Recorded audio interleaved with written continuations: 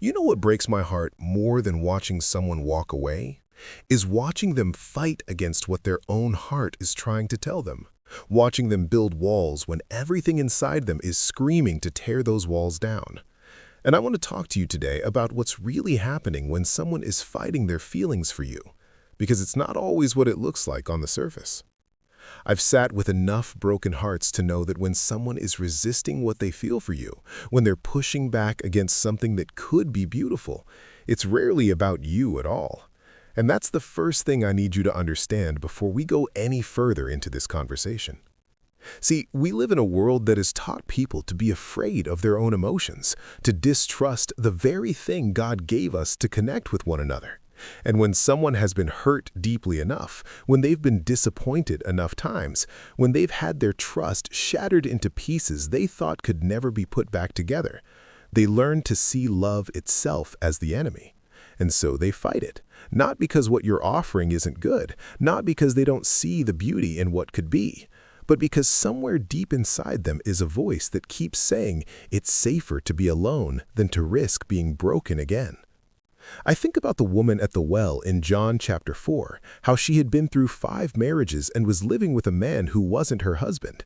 And when Jesus met her there in the heat of the day, she wasn't fighting against him specifically, she was fighting against hope itself, because hope had failed her so many times before that it felt dangerous to let it back in.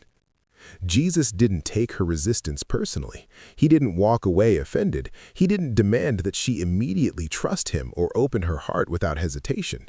Instead, he sat with her in her pain.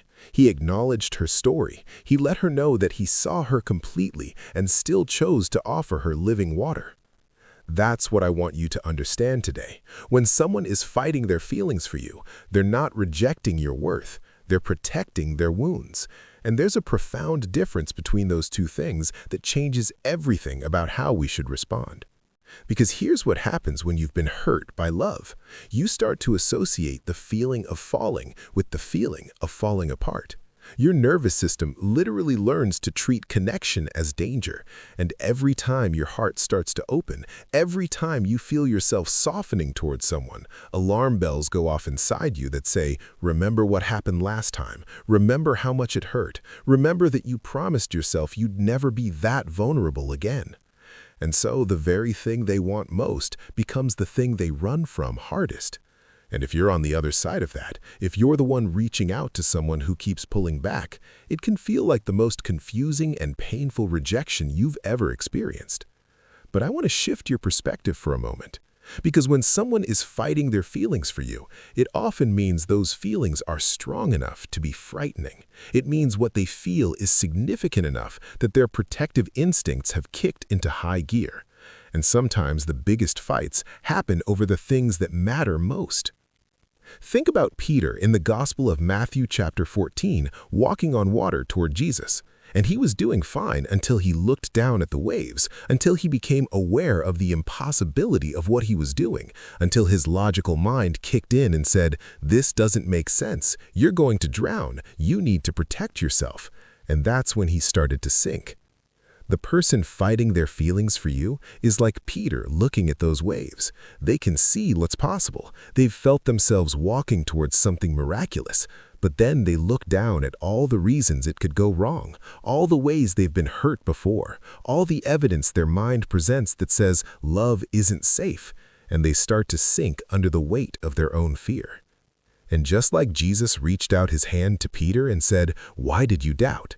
Sometimes the person in front of us needs a hand extended, not in desperation, but in steady confidence.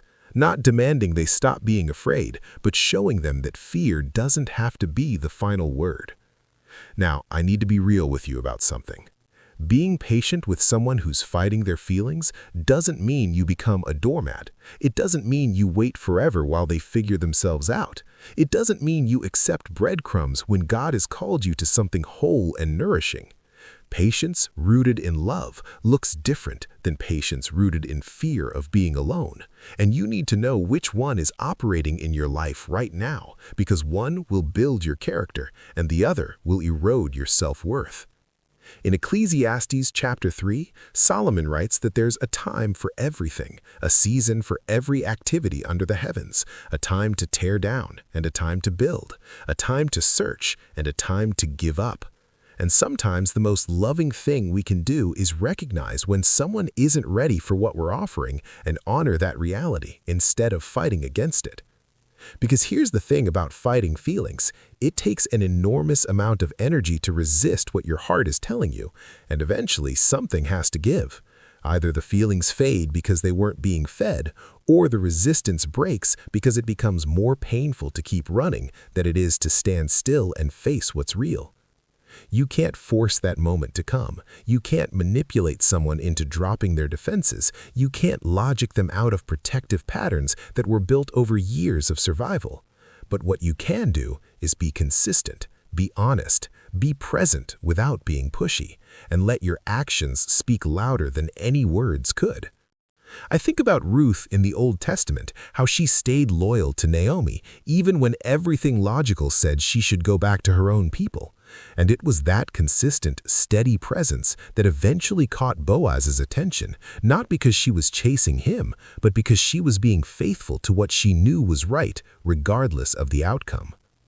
Sometimes the person fighting their feelings needs to watch you be who you are over time.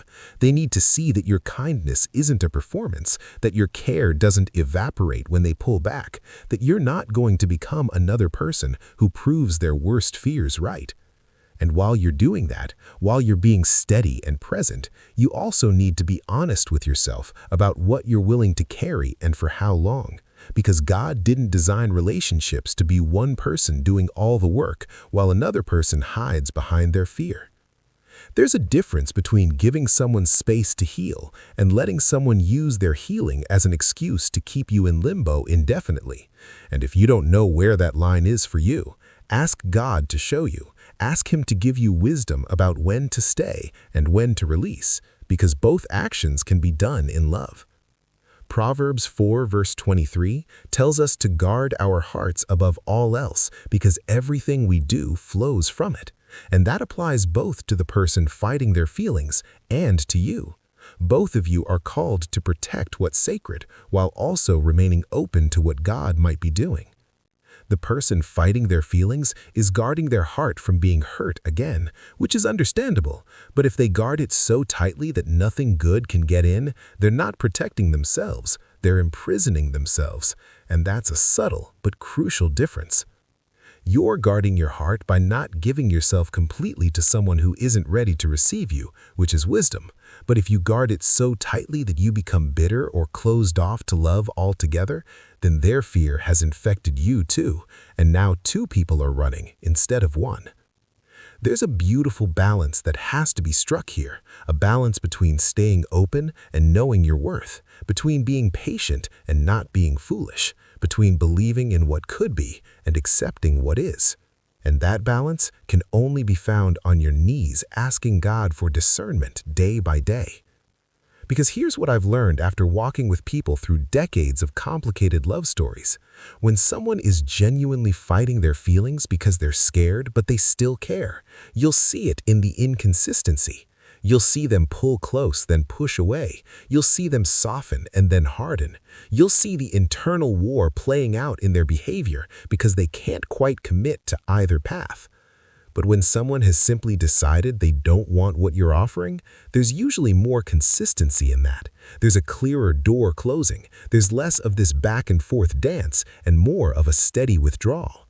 And learning to tell the difference between these two things will save you months or years of confusion. I'm not saying it's always black and white. I'm not saying people don't sometimes surprise us by changing direction completely. But I am saying that you deserve someone who eventually stops fighting what's good and starts fighting for what's good. And if that shift never comes, you have to be willing to walk toward your own future without them. 2 Timothy 1 verse 7 reminds us that God has not given us a spirit of fear, but of power and love and self-discipline. And that word self-discipline is so important here because it means you get to choose how long you stay. You get to set boundaries that honor both their process and your peace. You get to say, I care about you, and I see you're struggling with this. I want to give you space, but I also need to be clear that I can't stay in this uncertain place indefinitely. I'm going to keep living my life and being open to what God brings, and I hope we can find our way to each other, but I'm not going to shrink my life down waiting for that to happen. That kind of honest communication does two things. It releases you from the burden of pretending you're fine when you're not, and it gives them clear information about reality so they can make informed choices about their own behavior. Because sometimes people don't realize the impact of their indecision until someone they care about names it clearly. But here's what honest communication doesn't do. It doesn't issue ultimatums from a place of fear. It doesn't try to pressure someone into feeling something they're not ready to feel.